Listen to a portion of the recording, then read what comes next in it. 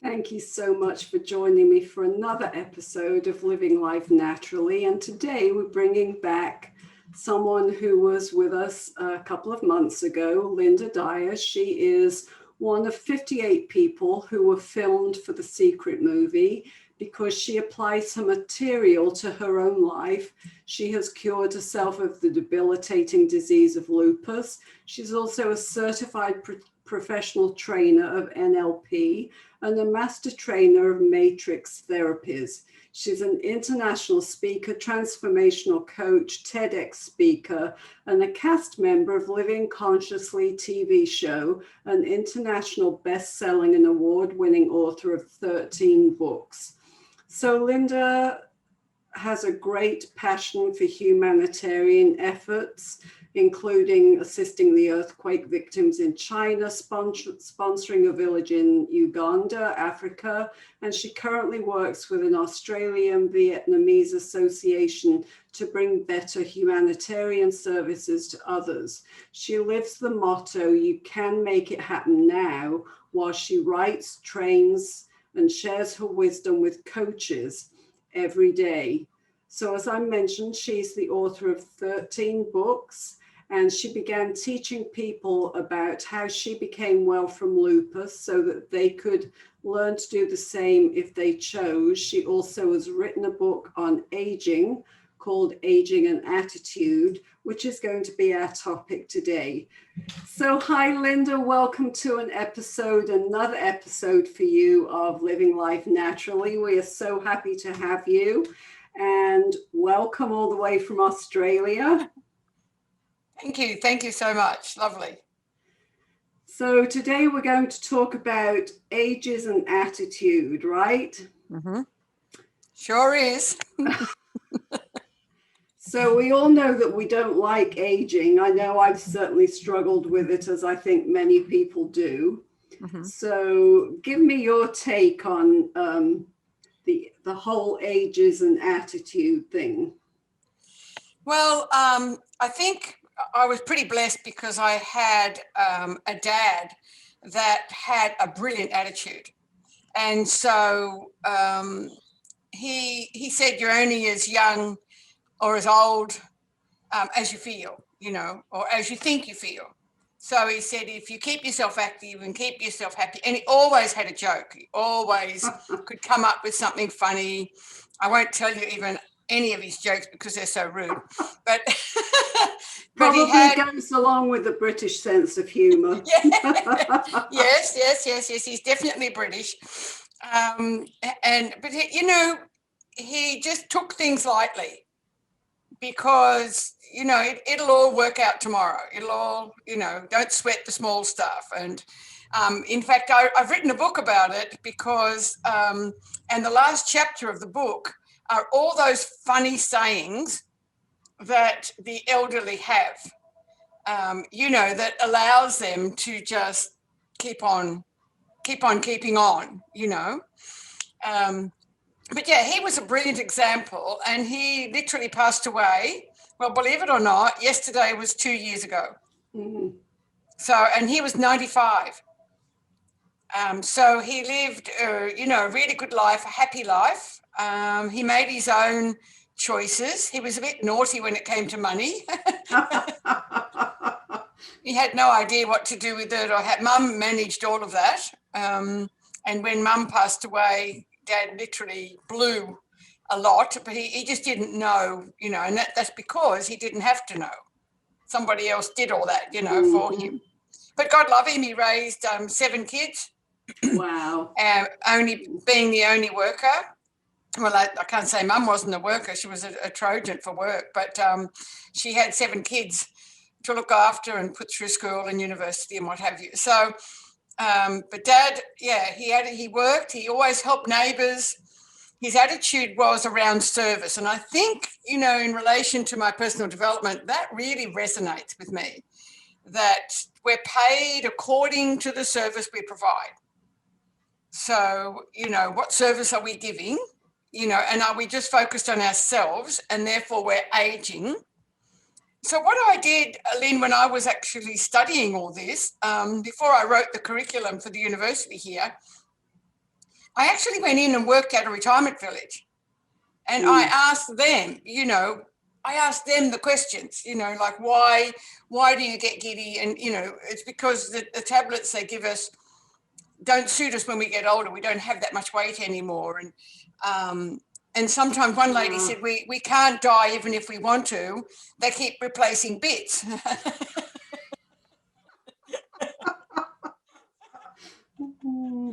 Don't you have a choice about that? But yeah, and so I decided when I went into this retirement village to turn the whole thinking around of the residents. And that's exactly what I did. But they turned my thinking around too. I think we all teach each other.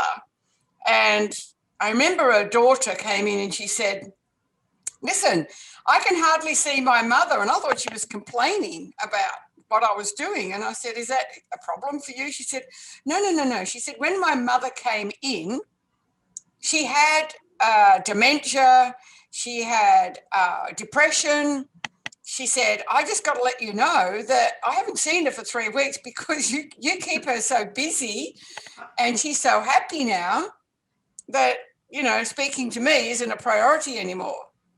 And I went, wow, it really made me think, and I've never forgotten that conversation. She said the last time she phoned me was to ask me for a red shirt because she's in your line dancing team. So I think that's what it's about. Like I'd already done all the studies from Professor John Ward at Prince of Wales Hospital, who studied aging, who studied people. He thought when he put on fitness programs that he would see massive improvements in their heart and what have you. And he didn't. He only saw 7%. What he saw was a massive attitude change. 48% of the people that came in to his programs had an attitude change. They didn't have depression anymore. They felt better and lighter and etc. So that was massive, and I've never forgotten that study. That really resonated with me. Whereas he might have only had a 7 or 8% improvement in heart. And I'm not saying people shouldn't go out and exercise. I'm a Trojan for it. I love it. I've already been walking this morning, and I do aqua fitness 3 times a week.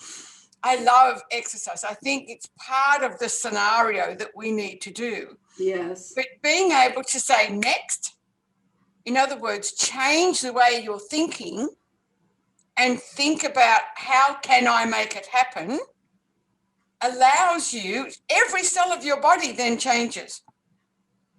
Because you can't have a happy arm and a sad leg. If you're happy all over. So every cell has a positive and a negative ion. So what we want to do is we want to ignite the positive. How could I make that happen? How could I do that differently? And then you start thinking differently. And then it's a long time. You realize that you haven't got caught up in the negatives, in how you can't do something. Yeah. And so then, yeah. Well, some of it I think also is, I'm thinking about, my mother lived till she was 93, and she would have lived longer had it not been for socialized medicine, but that's another story. But people of her, because most of who she spent her time with were people who were maybe a little bit younger than her, but they all had this great attitude about age. And I don't necessarily see that in today's society. For example, when I tried to retire, I was told, well, if you retire, people die when they retire because they've got nothing to do. So if you keep yourself busy and you keep yourself happy and you've got positive activities, it does make a difference. Yes. Absolutely. Think something to look forward to and something to do. And if we're no longer working per se, then are we volunteering? Are we doing something to provide a service to the community? Because that's what the universe wants. At the end of the day, we're all born, the universe gives service, and we should give service in return. And most of us get paid for that.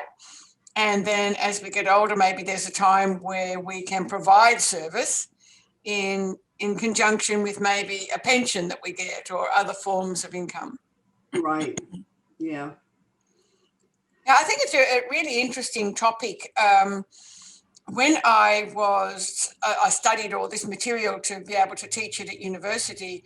I taught people how to like suck their tummies in and, belly button to backbone, all these sorts of sayings, just so you could have good posture. Because if we're going to get things like osteoporosis, which is the breaking down of the bone, that isn't an old person's disease, by the way. The bones peak at 25. Wow. So if we're not putting enough calcium and magnesium into our system and doing enough exercise, then the bones will gradually, you can think of them as a violet crumble bar. The bones will gradually break down, and that the holes in the violet crumble bar, the 8 matrix of the bone, it starts to break. So the lining in between, it's like a tennis net and the net's falling apart. So that starts to break down, and then people wonder, they think osteoporosis is or arthritis is an old person's disease. They're not. They establish from a very young age of really bad nutrition. Now, if you look at the studies of Dr. Eamon Kapora, and you look at the studies of Dr. Martinez, they studied the blue zones. Now, the blue zones are different continents around the world that have a lot of people who are over 100 and who are well. So he decided to go and have a look and ask them, what are you doing? What are you doing to stay well? And there was about 7 things that came out of that study. And I've written it all in my book called Age is an Attitude. But some of those 7 things were things like they never finish what's on their plate. They eat until they're hungry, until they're full, and then they leave the rest. Like we've been conditioned, I don't know about you, but we were conditioned to eat everything that's on your plate. Don't you know there's people starving in the world? Right. And it's actually quite the contrary. So that was an interesting concept because, we've been taught that. Yes. Another one was about eating, lots of vegetables and lots of fruits was always in my regime anyway. So that's nothing new to me. But if you're going to eat meat, only eat grass-fed meat and organic. Organic and grass-fed. They were the meats that those people ate if they ate meat. Yeah, but vegetables was high on their agenda. And so I always say to people, if you don't eat vegetables, get over it. You've got to do it some way. Yes. Either put it, like my friend puts it in a shake in the morning. She puts her spinach leaves and everything into a shake and makes up a shake and drinks it. So she's still getting her vegetables, but not like I get mounds of them for dinner. She'll have them in that way. The other thing they said was they celebrate life. So instead of like when we were kids and we went to school and we came home with an exam result, it wasn't necessarily that the A's were celebrated. Right. They were sort of expected, and that D that you got, that you studied your butt off for, was, why did you do so badly in that subject? And then so you'd walk away with your tail between your legs going, oh my God, I'm not good enough still. And by the way, that's the number one limiting belief in the world. I'm not good enough, I don't deserve. Yes. When I coach all over the world, there's a number one limiting belief. And why? It's through socialization. You're not good enough, you don't measure up. And they do it the teachers do it, the parents do it, but they're not realizing what they're doing. And if it's said often enough, we start to believe it. So they started to look at celebrating life, celebrate the wins. And they go out in the street and they dance, and they really just celebrate. It reminds me of when I was in America and Obama got in, I was in New Orleans and everyone was out in the street and I was celebrating. I didn't even really know what was going on. I'm from Australia. So I'm dancing, and they're all up and down the street. It was just massive celebration. Of course, New Orleans does that for just about nothing. I mean, they love to celebrate there. It would be interesting to have a look at their average age. Yeah. The other thing that they said, which I found very interesting, and this is what your Aboriginals do, is value your older people. Yes. So in these families, they had the grandparents either living with them or visiting often. And they would teach the younger children, and the younger children, the grandparents would teach the younger children, and the younger children would teach and value the grandparents. In today's society, that's changed dramatically. Yes. You know, it's like stand up and talk when you're a baby, and as soon as you do, sit down and shut up. Yeah. And as we get older, we'll just put you into that home. Someone else can take care of you. It's really tragic. It is. It is. In the year 2000, I went to China and I did a paper on aging. And we in Australia were actually doing quite well in that regime of the way we set up our retirement villages or encouraged home health, etc., because China had nothing at that case in that sense organised. And so they were really valuing that research that was done by one of our government officials. It was really quite interesting. Whereas now we're encouraging more and more people to stay at home and get home health. Yeah, I've befriended a lady here that's 95. I'm in a new state. I met this lady and she cracks me up. We laugh so much. She reminds me of my dad. She goes to piano lessons every Friday. Wow. She does art. Her artwork is exemplary. She's always busy. I'm going up to visit her today. I make her a slice, just a really natural coconut slice. And I took her 6 pieces and she said, "Oh, is that all you could spare?" She said, I suppose we have to be thankful for small mercies.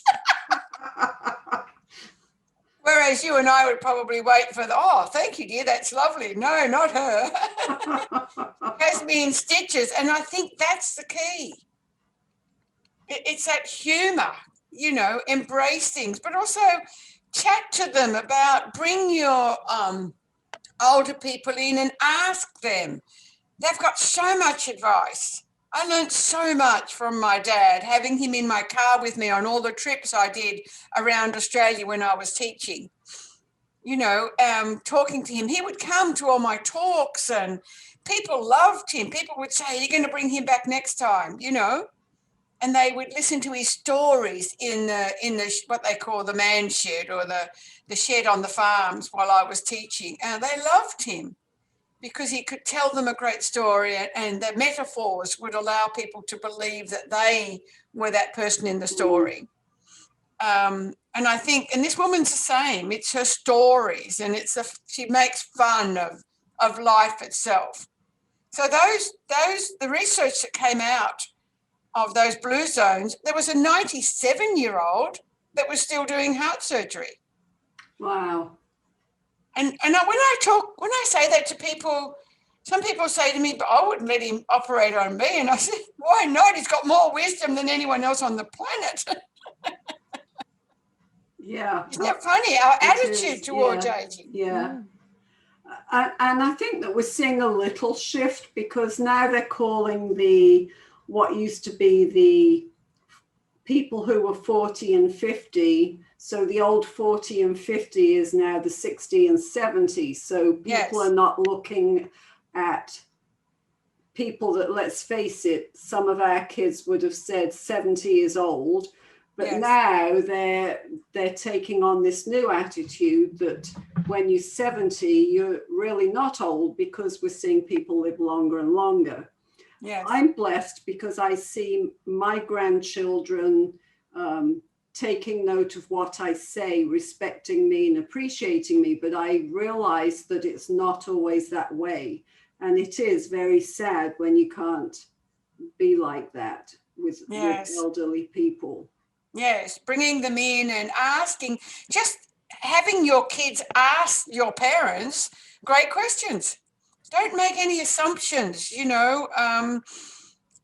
It was funny because I was helping my son move house, And after I lifted about the third lounge and the whatever, and we filled up about 3 trucks, he goes in and I said to him, listen, mate, I'm 68 now, not 38. And he goes into his girlfriend and he goes, did you know my mum was 68 and she's just helped me fill 3 trucks? Didn't even know how old I was. Cracked me up. Well, I've just moved him again and I'm over 70, so he couldn't get his mate, so let's get mum. And I think that's what it is. It's about the attitude that you have, the loving of life. And I take photographs of sunrise every morning and put them out on Facebook. And I have a saying every morning of, what are you focused on? Isn't it interesting that it doesn't matter what the weather's like, the sun will always manage to show its face? What are we doing? Are we showing up? Are we showing up our face? Or are we hiding under the covers because it's a gloomy day? The sun doesn't do that. It's always providing a service. So just little things that make you think. And some people will come back and say, I so needed that today. Well, I think humor is such a huge thing. And I've struggled with the whole humor thing because being British, my sense of humor is so different to how it is here in the States. And my husband would say, oh, you can't say that over here. People will be offended. So I just love it when I'm around, even Australian people, fellow Brits, because it's just like there's a connection there and you have kind of the same sense of humor and you have to be able to laugh. Yeah, absolutely. If you can't laugh at yourself, who can you laugh at? You know what? I believe that's the key to aging well. It's that day that you let go of the crap and you just say to yourself, you know what? I'm just going to accept me for who I am. Like I remember the day where I let go of the hair dye, I let go of the fingernails, I just grow my own naturally. And I thought, I'm just going to embrace who I am, be who I am. I've got a power of wisdom. I've got so much knowledge. I'm going to share that knowledge and I'm going to be this energetic person that I am. It doesn't matter what age I am. And I'm going to go and help people as I can, through that medium. So it's about letting go. I think a lot of it is about letting go of what you think society thinks your age group should be doing, rather than, just be who you are and find the fun. Look for the fun, because we are very funny people. The fact that we think that we can do something over and over again and get a different result is funny in itself. Yeah, rather than that we might have to change something. Yeah, and sure, you're going to be brought down to earth every so often, especially by government departments or medical people. But at the end of the day, you're the one that's in control of you. And I think that's the key here, that if people were to just keep remembering who's in control of you, because if you're letting society, if you're letting doctors, if you're letting governments, if you're letting your boss, if you're letting people take control of everything that you do, then you are walking around disempowered. It's really hard to find the fun when you're disempowered. Yes, true. So it's like lighten up, take control. And what I do is anchoring. I've just done it with a coaching client. So I find all the things outside that I love, like the sunrise this morning, and I anchor it on my knuckle. Just press one finger onto it. If I fall down laughing, when I'm with that 95-year-old, I'll anchor her laughter, right? So it's called stacking and anchor. Finding about 5 or 6 positive things, like when there was a time you felt really confident, just close your eyes, go back into that time where you were confident and anchor it. Yeah? And then, find a time where you fell down laughing. Find a time where you were energetic. It's called stacking and anchor. Stack all the good things on one knuckle. This keeps you in control of you. And I know for a lot of your people out there, it might seem really weird That's okay. It works. Whether it's weird or not, it absolutely works. The lady that was here the other day, she couldn't believe it. I said, press your knuckle after we stacked a whole pile.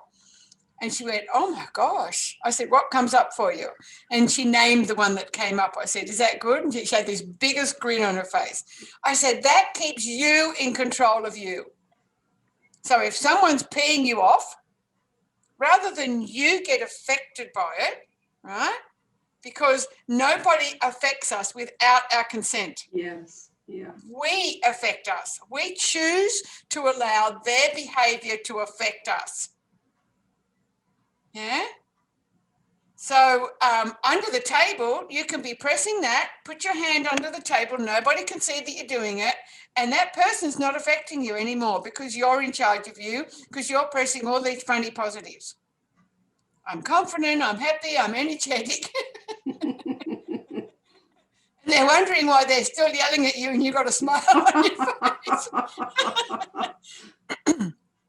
It's a very powerful point, though, all fun aside, that we're in control of us.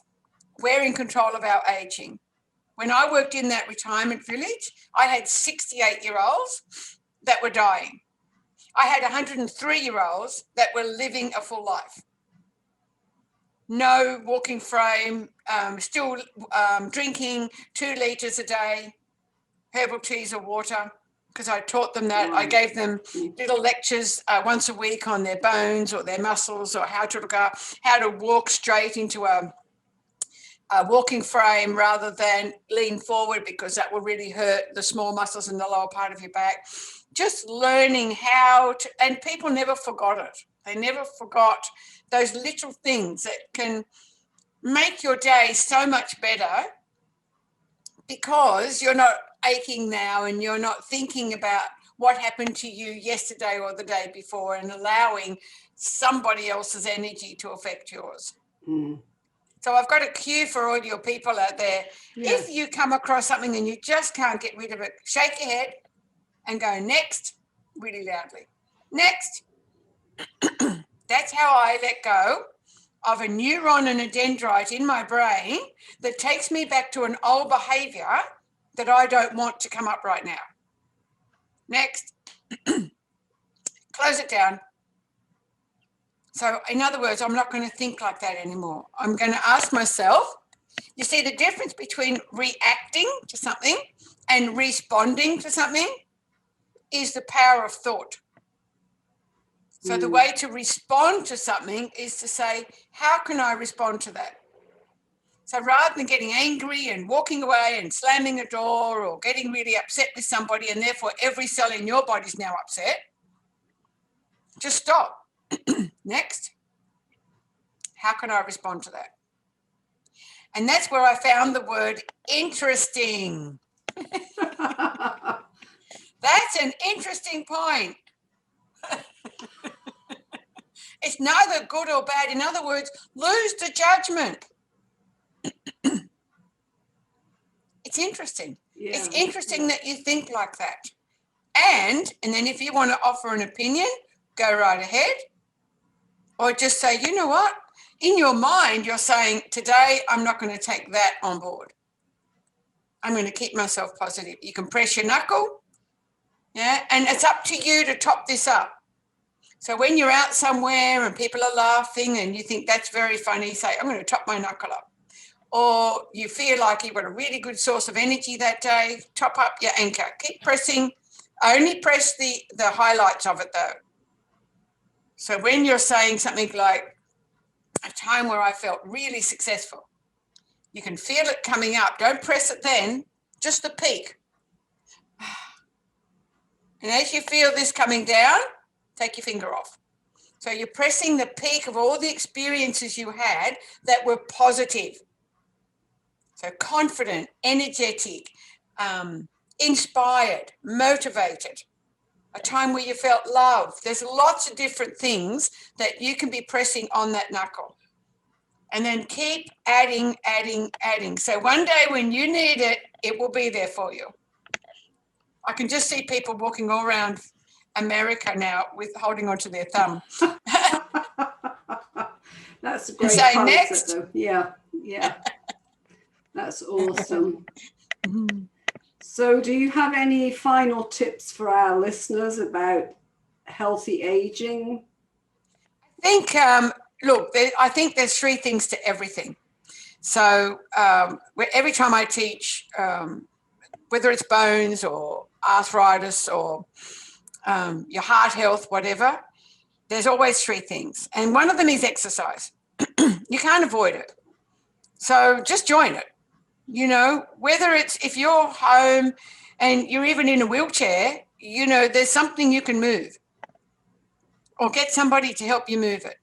The more you move, the more you will hang on to the muscles in your body. Yeah. As an older person, I used to teach 3 different levels of exercise when I worked at the retirement village. I taught chair exercises. So if you don't have good balance, then sit on the chair. You can move arms, you can move legs. Do you know what? I've been known to drive my car. I know this is really naughty. And the radio came on and this lady was doing exercises. So I've got one hand on the steering wheel and off I'm going, and my foot, because we only need one foot for the brake now, don't we, with all these automatic cars, change the handle, do the other arm, and this truck went past me and bimped. So I think about things like belly button to backbone. That's a really good one, not only because the core strength is in your stomach. So if your spine, if you start to get osteoporosis, then build your core strength.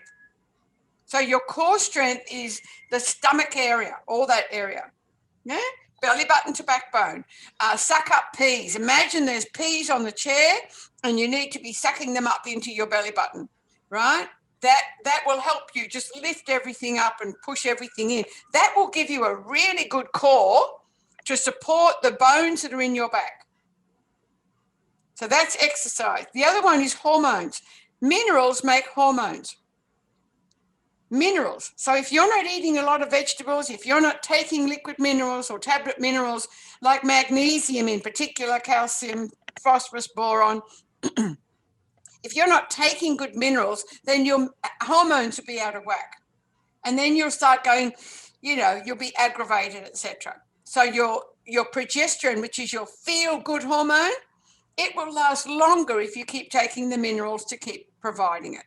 I actually take alternatives. I take a hormone cream, a progesterone cream, because there's 47 receptors in the body for that cream. The brain, the heart, the arterial walls, they all need it. You know, you can't even lift a shopping bag if you don't have minerals in your arm. So we need the minerals. It's not vitamins. When I was sick, everyone gave me vitamins. They're useless without minerals. We need the minerals in the body. We'll get vitamins from our food, but we don't get many minerals unless you eat the veggies. And because it's exercise, nutrition, and hormones. They're the 3 things that will have you feeling really fantastic. And a great way to do that, to start all that, is to let go. Let go of the negative thoughts. Next, let go by doing a detox. So detox your mind and detox your body. Let go of the fat around the middle. Let it go. Just allow yourself to, I used to say, when my sister wanted to lose weight, I'd say, just think about 5. Add something like exercise to lose 5 kilos, or take something away.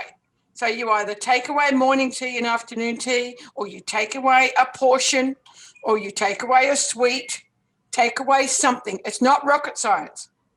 It's just take away something to lose the 5 kilos, which is your 10 pound, or add something like exercise. So, and then 5 kilos or your 10 pound is gone. Do it again. Add something or take something away. Take away the portions. If these people in the blue zones are eating until they're full, why don't we look at that? If they're celebrating life, why don't we look at that? If they're encouraging their older people to be a really big part of the family and value them, why don't we look at valuing others? These are really good points. Mm-hmm.